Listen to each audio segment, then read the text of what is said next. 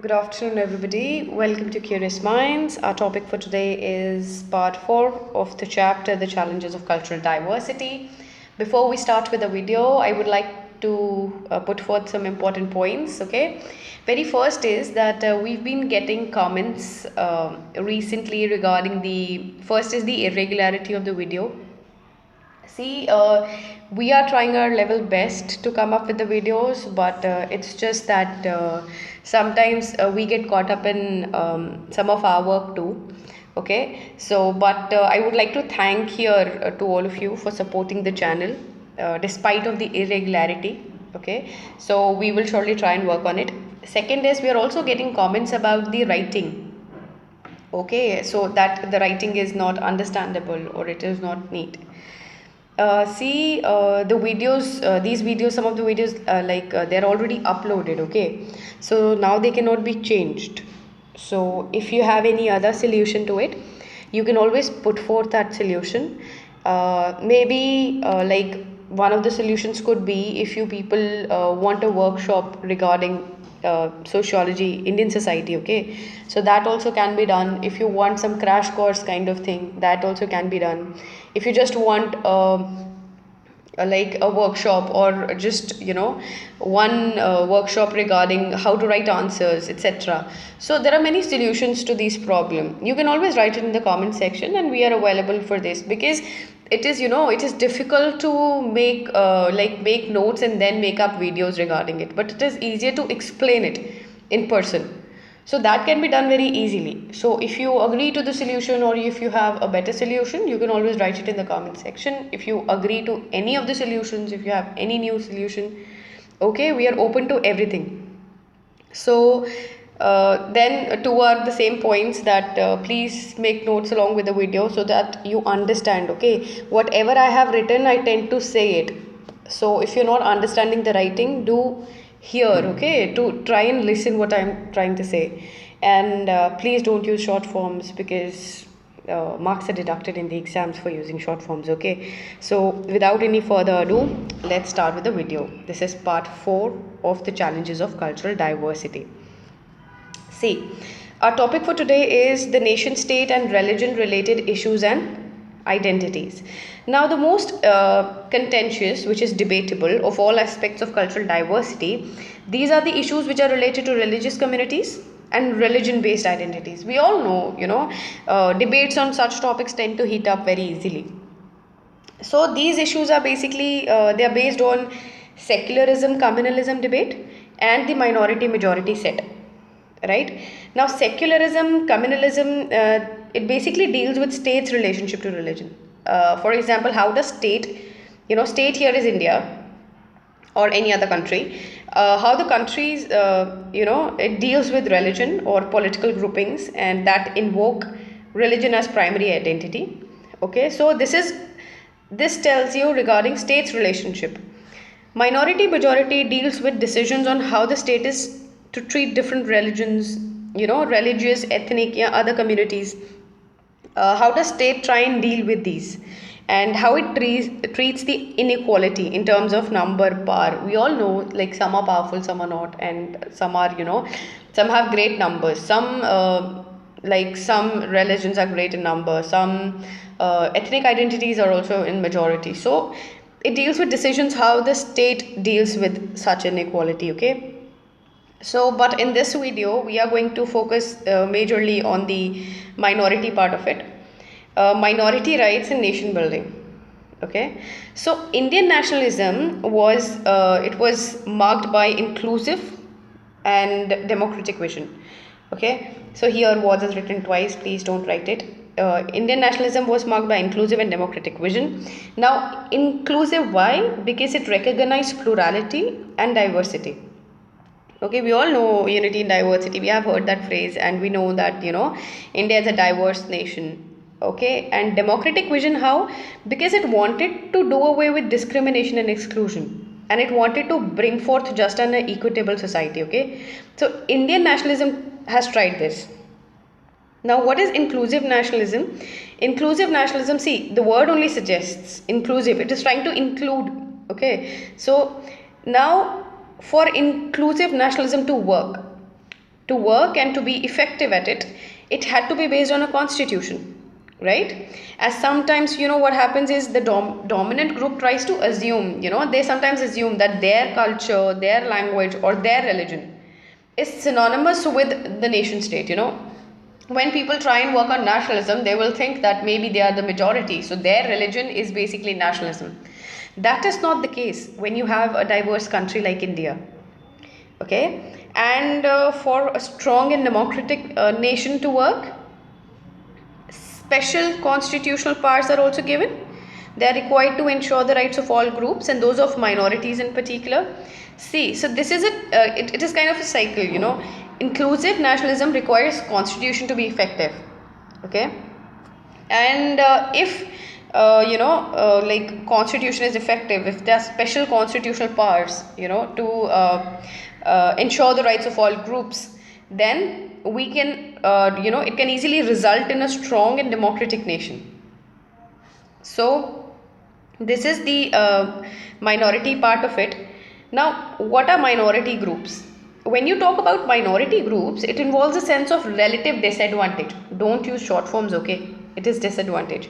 So it involves a sense of relative disadvantage. That is, maybe there is a small group which is obviously a collective group, but it is at a disadvantageous position. Okay, sometimes what happens is there are some extremely wealthy people also in minorities. Also, there are some wealthy people also, but they are not referred to as minority. They are referred to as privileged minority. So there is this phrase used for these kind of wealthy people. So if you want to understand what a minority is, let's start by understanding it. It implies a small disadvantaged group.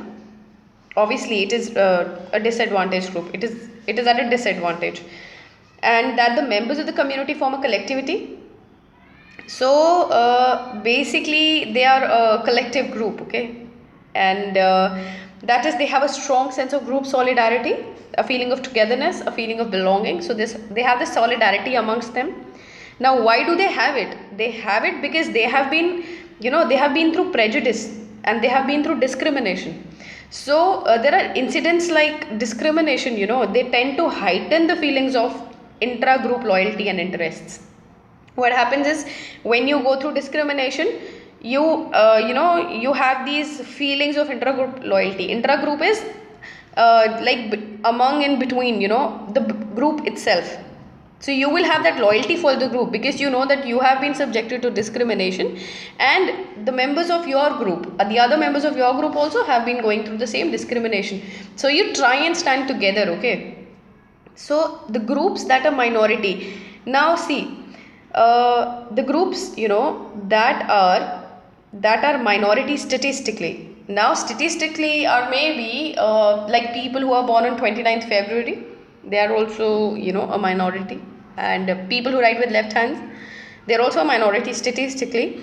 But the problem with it is that they are not they do not act in collective, they do not form a collectivity, right? So they don't come together for their problems, or they are not in a disadvantageous position, because this is why they are not a minority in a sociological sense. So sociologically, for a minority, sociologically, they need to be like a collectivity sort. They need to come together. They need to have a strong sense of group solidarity. Okay, so sometimes it is seen that a minority group is disadvantaged, and it is disadvantaged in one sense but not in the other. Now, how can this happen? There's a minority group and it is disadvantaged on one side and not in the other. For example, we have Parsis and Sikhs. Now, they are well off economically, we all can see that, but they're very small in number. They're relatively small. Okay, so their number is very small, so they are at a disadvantage at this. Why? Because in a democratic nation like India, what happens is the majority, the numbers, they convert into political power. So what happens is, therefore, religious and cultural minorities, they need special protection because of demographic dominance of the majority. So majority is demographically dominated. Okay, so they basically, what happens is, regardless of their economic and social position. Now, whose economic and social position? Regardless of the like people like Parsis, group like Parsis, regardless of their economic and social position, they are politically very vulnerable. Why? Because it is always possible to convert numerical majority in political power through elections in democratic politics. Okay, so number changes into a political power very easily here.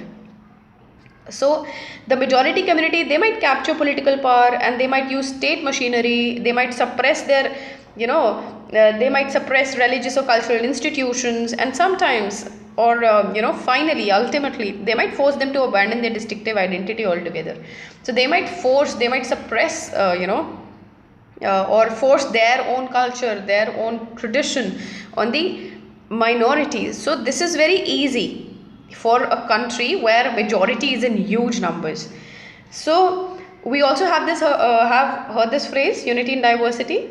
Now this phrase tries to capture the plural and diverse nature of Indian society. Okay, so India is a plural society and we are a diverse country. B.R. Ambedkar also said that, he said that minorities are an explosive force which, if it erupts, it can blow up the whole fabric of the state. So he considered minorities very important. So, for example, now see, the significance of minority can be explained in two examples, which are there in your book also. Very first is formation of Bangladesh. Now, why was Bangladesh formed? Because Pakistani state, they were unwilling to recognize the cultural and the linguistic rights of people of Bangladesh. So they did not want to recognize it. What happened is Bangladesh was formed. Otherwise, it was good being Pakistan. Okay. And that imposition of Sinhalese in Sri Lanka, that can also be seen. Now, one important point and to conclude is that minorities, it is not that we are talking about minorities in India only. Minorities exist everywhere. Why? Some reasons may be modern capitalism, colonialism, and large-scale migration. Okay, now this has resulted into minorities existing everywhere. So what have they brought about? They have brought about plurality of groups. Now this plurality can be in the form of religion, ethnicity, languages, or races. So all kinds of groups are found everywhere. So in order to understand minorities better, so this is what we've understood regarding minorities and national building. This is it for the video, and to end the video I would like to again mention that if you have any recommendations like regarding workshops also, regarding crash courses also, or anything you don't understand, okay, so what happens with the notes is, notes are already given, but it is difficult to understand from somebody else's notes. So you can understand what the other person explains, but it is very difficult to outrightly copy anything, because that you're not going to understand. Okay, so if you have any solution to any problem that you're facing, do write it in the comment section and we'll surely look into it. And thanks a lot for supporting us. Stay safe, stay home, and please study hard. Thank you.